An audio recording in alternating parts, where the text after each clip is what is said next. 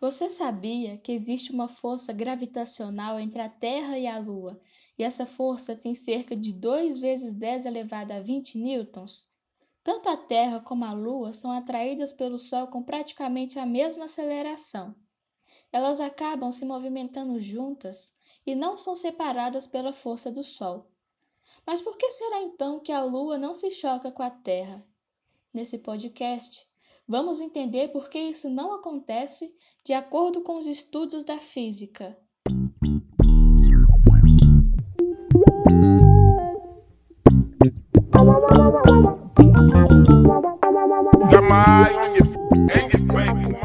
A partir da lei da gravitação universal, podemos começar a compreender um pouco do porquê da Lua não se chocar com a Terra, tendo em vista que a Lua é atraída gravitacionalmente para o planeta. Dessa forma, com a contribuição de Isaac Newton, sabemos que corpos que possuem massa têm a capacidade de se atraírem por uma força mútua. Então, a partir disso, sabemos que a Terra atrai todos os corpos que estão perto dela. No entanto, Newton chamou esses corpos de força gravitacional. Essas são grandezas vetoriais porque possuem módulo, direção e sentido. Em resumo, a força gravitacional é o resultado diretamente proporcional entre o produto das massas dos corpos analisados e inversamente proporcional ao quadrado da distância entre os centros de massa. Além disso, na terceira lei de Newton, ele descreve sobre a ação e a reação, que a partir disso podemos saber que para haver equilíbrio entre os corpos, a atração precisa ser mútua. Portanto, a Terra atrai a Lua, mas a Lua também atrai a Terra, com a mesma intensidade, mesma direção, porém com sentido contrário. Vamos utilizar uma comparação também feita por Isaac Newton. Newton comparou o movimento da Lua a uma bola de canhão disparada a partir do topo do alto de uma montanha. Ele supôs que o topo da montanha estivesse acima da atmosfera da Terra, de modo que a resistência do ar não se opusesse ao movimento da bola de canhão. Se ela fosse disparada com uma pequena rapidez horizontal, descreveria uma trajetória curva e logo atingiria a Terra abaixo. Se fosse disparada com uma rapidez maior, sua trajetória seria menos curva e ela atingiria a Terra num ponto mais afastado.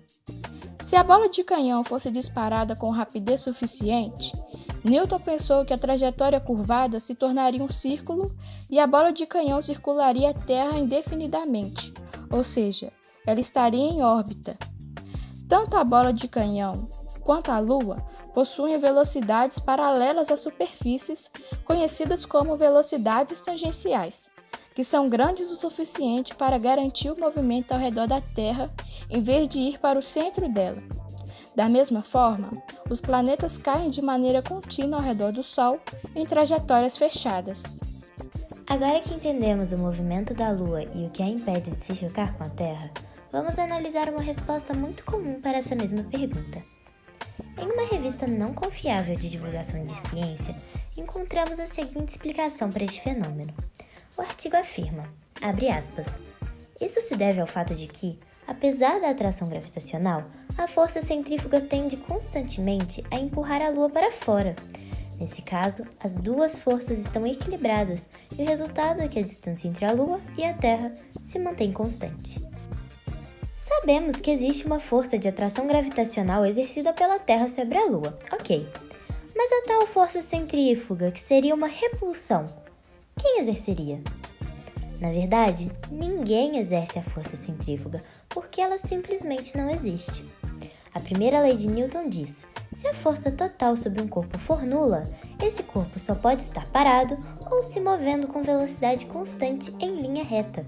Se a tal força centrífuga equilibrasse a força gravitacional, a força total sobre a Lua seria nula e ela ou estaria viajando em linha reta ou estaria em repouso. Ou seja, a resposta dada pela revista é incorreta. O lançamento de satélites artificiais segue o mesmo princípio que executa um movimento perpétuo ao redor do planeta. Vamos analisar também uma explicação para eles se manterem em órbita. Os satélites mantêm-se em órbita em vez de caírem sobre a Terra porque se encontram além da gravidade da Terra. Essa explicação está totalmente errada. Se um objeto qualquer estivesse em movimento além da atração da gravidade, ele se moveria numa linha reta e não faria uma curva ao redor da Terra. Os satélites mantêm-se em órbita justamente porque estão sendo atraídos pela gravidade e não porque eles estão além da sua influência. Para as altitudes da maioria dos satélites, o campo gravitacional terrestre é apenas uns poucos pontos percentuais mais fraco do que na superfície da Terra.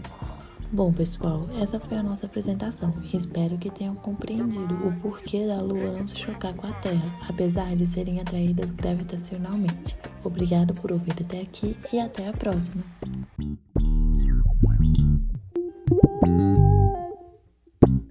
Música